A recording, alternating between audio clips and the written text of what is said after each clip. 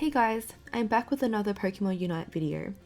So a lot of my friends have reached out to me recently and expressed their frustration about being stuck in their games and wanting to know how to climb to Master Tier. So if you guys are in the same boat, today I want to share some tips or tricks that help me to become a better player and climb to Masters. I also said in my last video that I wanted to share my solo experience journey with you guys to provide insight, so I'll be doing that while going over the tips. So firstly, here's a bit about my Masters journey. I soloed most of my games to Masters. I would say about 80 to 90% of my games were solo, and I had played hundreds of games to get there.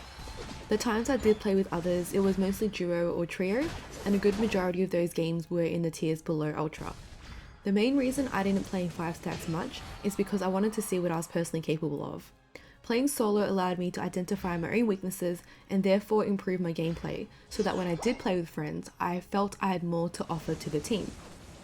Being exposed to a variety of team comps, often chaotic too, taught me so much about what works and doesn't work in a game. You can definitely climb to Masters in a team, so not discrediting that at all here, but I think the climb to Master Tier playing solo is arguably more rewarding because of the invaluable mental resilience and game sense that you built yourself along the way, and hence why I went down this path and encourage others to do the same if they can. For those who don't know me, I do not come from a gaming background of strong MOBA experience. I have played a handful of hours on Heroes of the Storm, non-competitively and with friends, but that's about it. I strongly believe that a lack of MOBA experience is not a barrier to master for this game. The reason I picked up Pokemon Unite is because of my passion for Pokemon games in general, so thought I would give it a go. Although I don't think you need MOBA experience, if you don't have much like me, then just know that chances of you playing against people who may have heaps of experience are high, and because of that, you will need to approach this game with a learning mindset to close the gap. So let's start with the most obvious tip. Number 1, check your game sense and fundamental understanding of the game. I have linked my previous video here to help you with that, but let me explain what I mean. A common theme I've experienced in all of the tiers, even including Masters, are players who lack basic game sense and do not secure objectives or know which team fights to take or when to score, for example, and these end up costing us an easily winnable game. Game sense is something that takes time to develop, and I recognize it in myself sometimes as an area to keep improving on. I'm very confused about where my team is. Like, I don't... But this tip is here to remind us to make sure we continue to understand the fundamentals, because ultimately it reduces mistakes in the game. And if you think about it, each team member is bound to make some misplays, but if everyone can reduce the number of misplays they individually make, then the team has a better chance of winning overall. Number 2, review your mistakes. Like with any grind, you eventually hit a roadblock or two. Everything went pretty smoothly for me until I reached Ultra Tier, where I noticed I had less impact in the games and ultimately went on a strong losing streak. At first, I thought it was just a bad day or two, but the games went on like that for almost 2 weeks straight. It was here that I realized that this was my soft limit, and if I wanted to continue to climb, I needed to change what I was doing. It is so easy to just blame your teammates, but the reality of it is that if you are losing a majority of your games, the probability of it being partially your fault is a lot higher than it never being your fault for losing games. That's the truth that a lot of people find hard to accept, but knowing that you have room to improve is the first step to achieving a learning mindset, becoming a better player, and therefore climbing to your desired rank. Be honest with yourself and look at what value you're providing to the team. And I don't mean just looking at the scoreboard for stats, because the stats don't tell you some other important things, such as whether you are securing objectives and being in the right place at the right time for crucial team fights. For example, there is no point getting the most kills if you do not help your team secure a zap and the enemy team wins because of that. You can also record your gameplay to watch back if you are unsure on where your mistakes are, and you might also pick up on other things that happen in the game while you are hyper-focused. Watching other videos specifically on the Pokemon you play can also help you improve your skill with those Pokemon as well. Tip number 3, it's fine to have a main, but don't limit yourself to it. Going back to when I hit my plateau in Ultra, I had been mostly playing Lucario.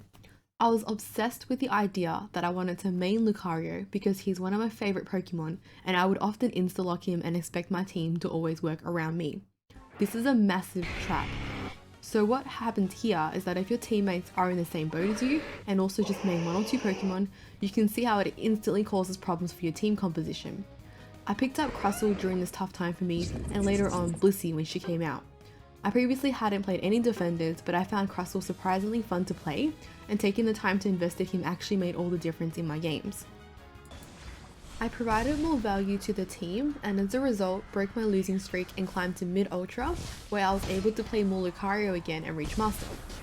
The tip here is that it is absolutely fine to have a Pokemon you enjoy playing the most and want to main, but it's important to recognize that you don't need to limit yourself to that one Mon for every game, because you could be putting your team at a disadvantage if the Mon you pick doesn't work in that team comp.